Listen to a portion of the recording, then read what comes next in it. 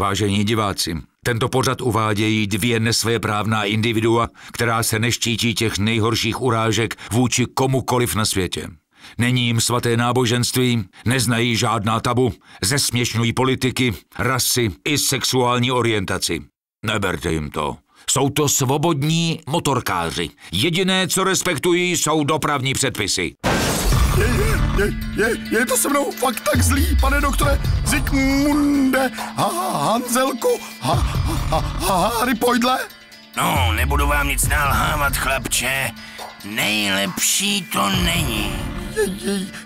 Já si připadám v pořádku. Zkusíme ještě Rorschachův test s inkoustovými skvrnami. Jo. Co vidíte? Netopír, exhibicionista v parku, mastí si ho před důchodkyní. A co vám připomíná tento obrázek? Dva maníci, co hází kostkou, dovolíte první na tu nafukovací panu mezi nima. A teď? 4, co to povídám? 6 homosexuálních mořských koníků, co si právě... Dost, příteli, to stačí. Váš problém bude... Já vím, že jim moc vepřovýho, já to věděl. No spíš... Už vím, unesli mě mimozemšťani, dělali na mě pokusy. Ne, to ne, jak bych to řekl... Tak ven s tím, doktore, a nešetřete mě.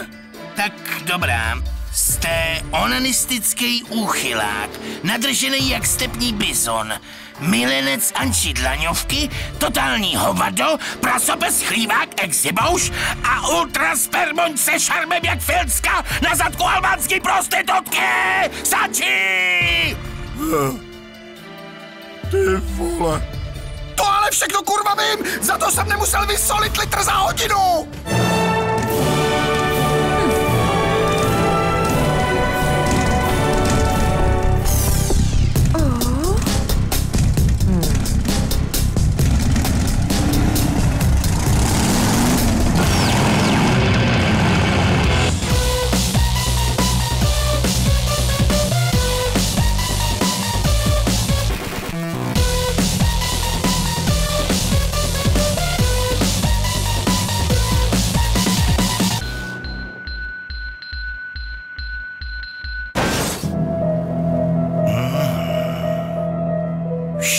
Naše psychické problémy pocházejí z rodiny a výchovy. Nejvíce na nás podepíše matka. Moje matka mě naučila matematice. Kolik chceš, knedlíku? 3, maminko. Nekecej, dostaneš 5 a hotovo. Moje matka mě naučila náboženství. Modli se, ať to jde z toho ubrusu dolů. Au. Moje matka mě naučila ohebnosti. Podívej se na to špínu, co máš na zádech. Maminka mě naučila, co je to paradox.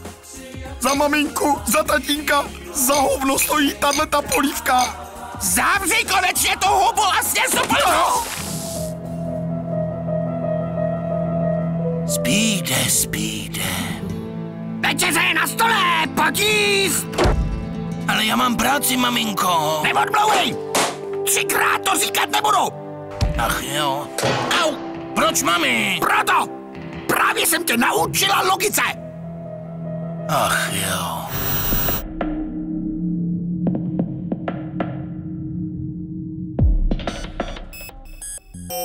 První dnešní stroj razí heslo 0 silnic. Naopak 100% bláta. Husaberg 570, patří to k nejsilnějším motorkám této kategorie. Motorka vyráběná v Rakousku, je to 4taktní motorka, závodní enduro. Já se nebojím říct, že to je zrovna asi nejsilnější motorka, co vůbec z enduro vyrábějí, i jakékoliv jiné značky. Tento motocykl se prodává s homologačním příbalem, což máme zase zrcátka, blinkry. A ať se prodá jako s homologací nebo bez, stále je to ostrá závodní motorka, s kterou se dá jet jakýkoliv závod.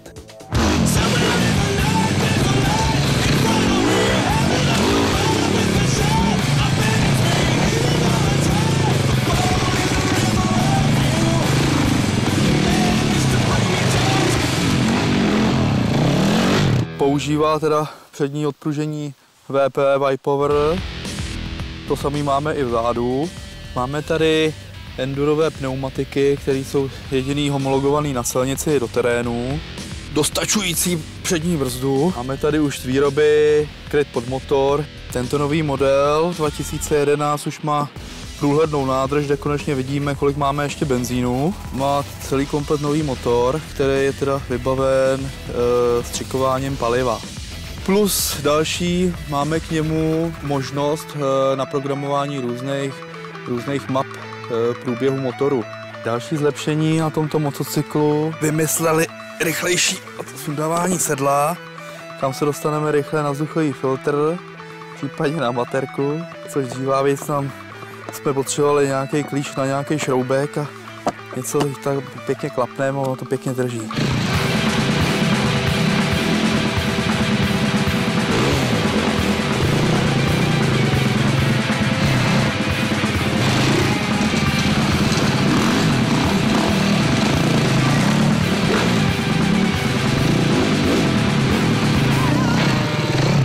Další vychytávka, která jako pomůže při jakékoliv jízdě na tomto motocyklu, máme tady odpružené držáky ždítek.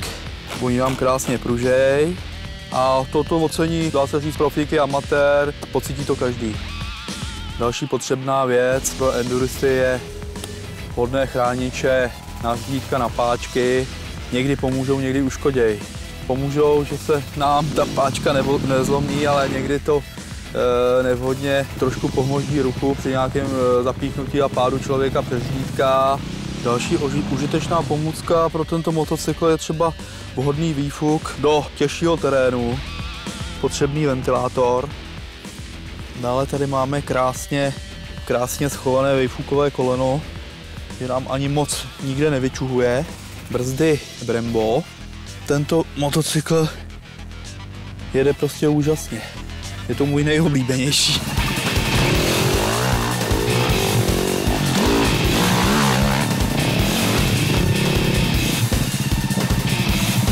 Malá nevýhoda tohohle motocyklu je zrovna, že nevím, jestli je dobře držák na ruku při nějakém zvedávání nebo vytahování nepřístupného terénu. Ta ruka se tam nedá pořádně teda strčit. Ještě k jízdě v nějakém extrémním terénu, což považujeme za to nějaký průjezd kamením, výjezdy kamenitý nebo kořenitý. Tam je potřeba, aby ten jezdec neseděl na sedle a snažil se stoupnout, stál ve stupačkách a stále používal spojku. Spojkou si může stále koordinovat průběh motoru a kdykoliv potřeba s motorkou pořádně zacvičit, takzvaně si dát spojkou bodlo.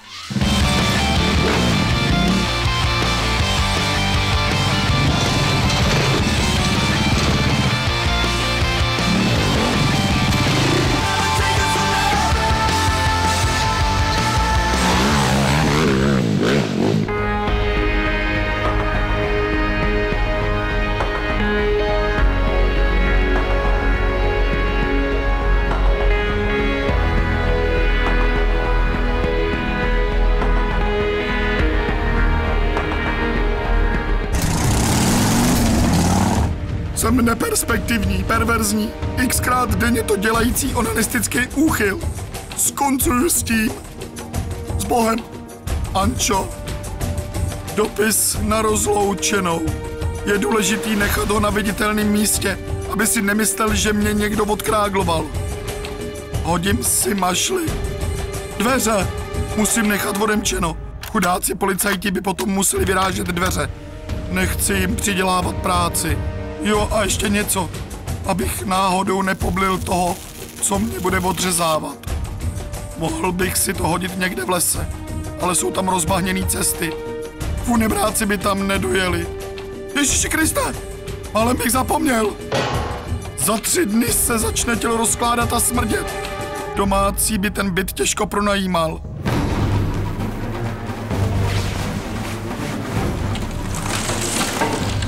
S Bohem. Světe.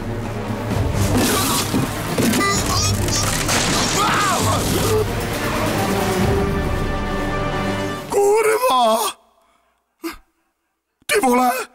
Mě přitom krásně houplo! Takovýho tvrdolína jsem neměl ani nepamatuju. Honem nějakou inspiraci. Ahoj. Spolu už jsme to nedělali pěkně dlouho. Vy, ty zlatá slavice.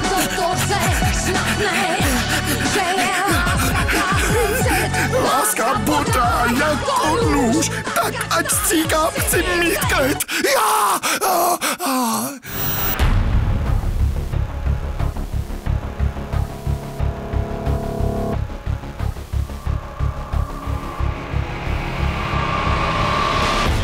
Naháč Aprilia Shiver. 95 koní a od počátku roku řada změn. Aprilia tvrdí, jsme víc racing. Dokládá to podstatně agresivnější výraz Aprilie. Vpředu i vzadu dostali brzdy zubatý kotouče. Nový servisní interval zní 20 000 kilometrů, což významně snižuje náklady na údržbu.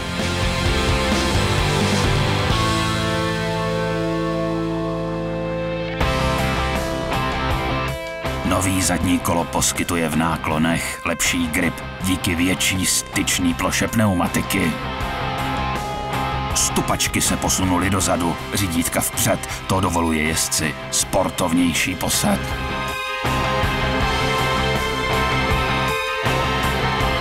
Během jízdy můžete díky systému Ride-by-Wire Trimap Technology měnit charakter motocyklu. Na výběr jsou režimy Rain, Touring nebo Sport.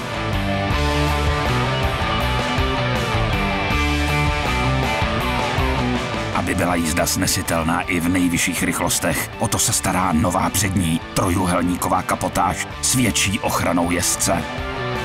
Ani na pohodlí se nezapomnělo. Sedlo motocyklu je uší, snížené a prodloužené. Asymetrické umístění zadního tlumiče umožnilo nově využít prostor pro výfukové potrubí, jeho černá koncovka umocňuje styl motocyklu. Inovovaný Shiver Factory. K dispozici i s ABS. Prej se tvářím furt na straně, jak se budu snažit být trošičku happy. Malý ninja se dneska asi bude zdát trošku opekla, já jsem jí trošku dal pod ocas.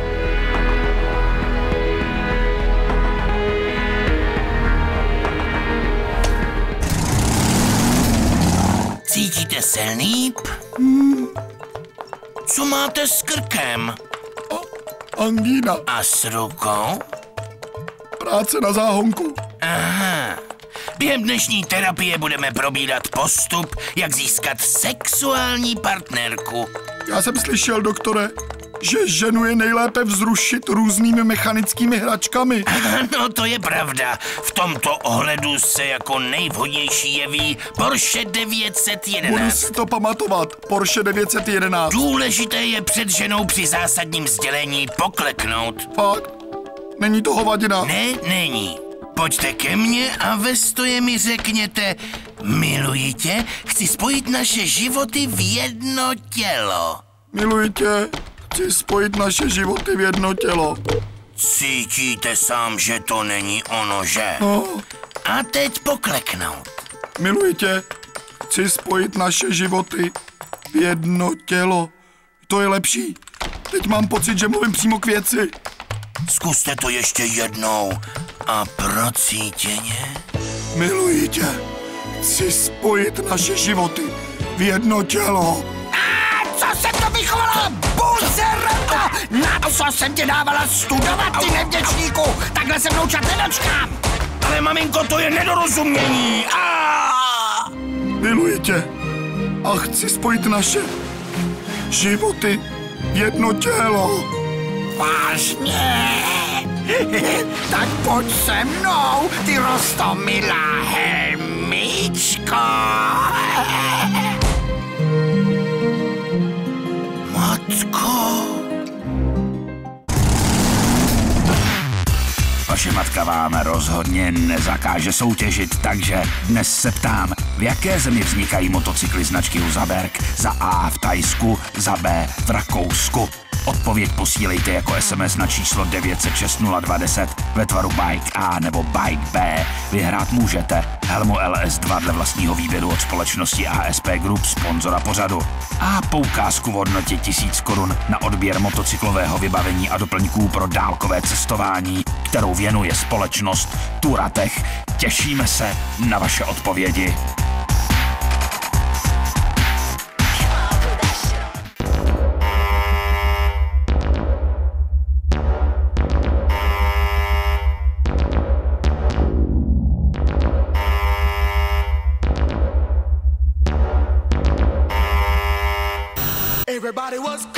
Bude boj, vole, dneska je to tady samej ninja. No, počkej, vole, na tebe prdím, od tebe bych mohl dostat na prdel, vole. Já si to dneska rozdám tady s tím. Jež.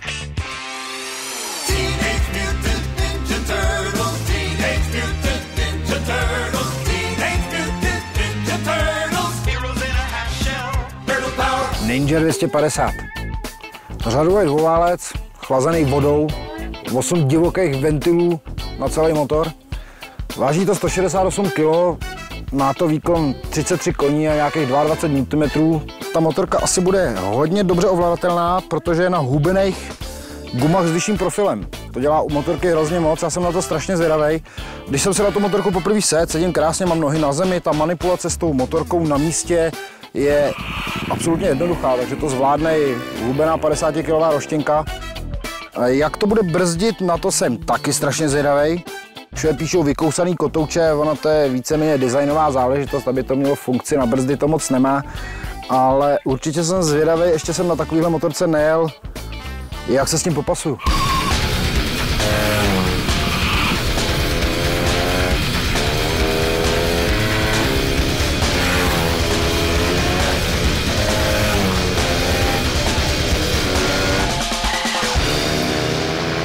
Prej se tvářím furt na straně, jak se budu snažit být trošičku happy.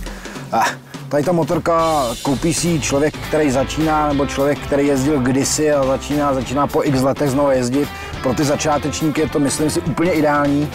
Za svý kačky by nikdo neměl čekat nějakou echt kvalitu nebo echt kvalitní komponenty. Je to blbost tady k té motorce a tady k té třídě, která je nějak čerstvá.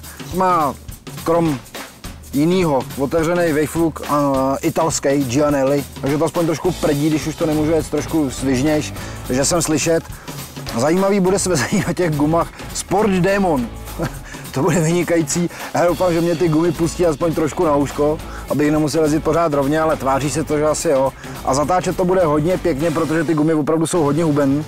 Takže to tam padne úplně samo, doufám, že mě to udrží. Design té motorky, to je klasická kava, černozelená kombinace a tím nikdo nikdy neskazí, to je prostě to ke Kawasaki patří, navíc to je docela líbí, docela pěkný. Úplně detaily bych nezkoumal u té motorky, to je názor každého člověka, můj názor jsem řekl, ale jsem strašně zvědavý na to, jak to pojede, jen se svést.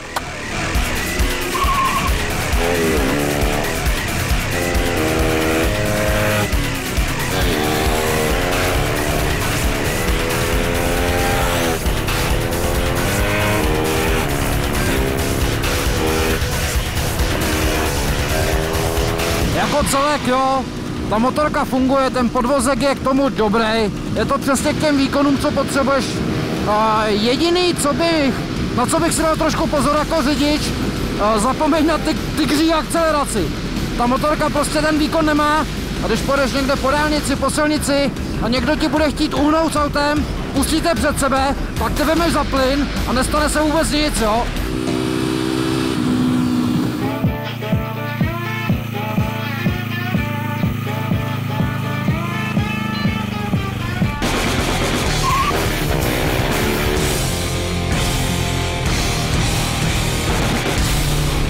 No, dobojováno.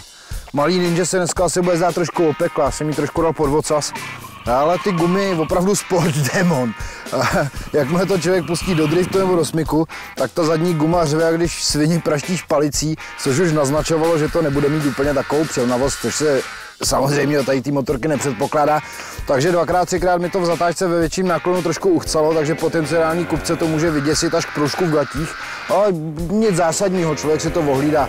Nepředpokládám, že z začátku šťastní majitele tady ty motorky budou jezdit hned takovou kládu, co jsem jezdil já, tady jako trošku rychlejš, opatrně.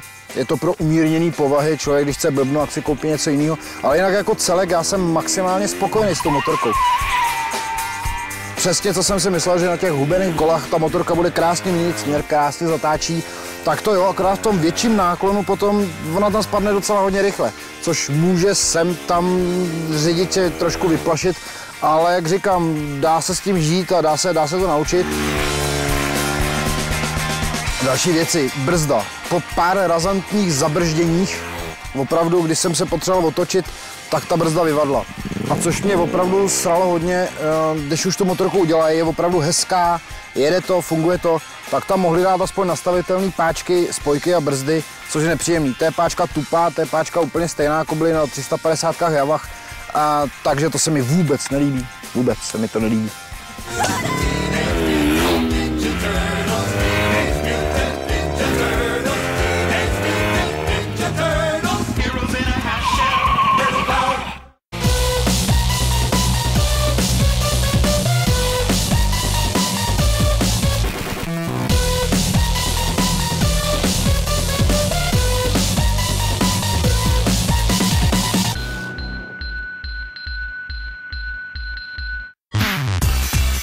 Se minulý týden zúčastnili naší SMS soutěže a jste zvědaví, jak to dopadlo, navštivte web tohodle magorskýho pořadu. Na adrese ilikebike.cz je právě zveřejněn seznam výherců.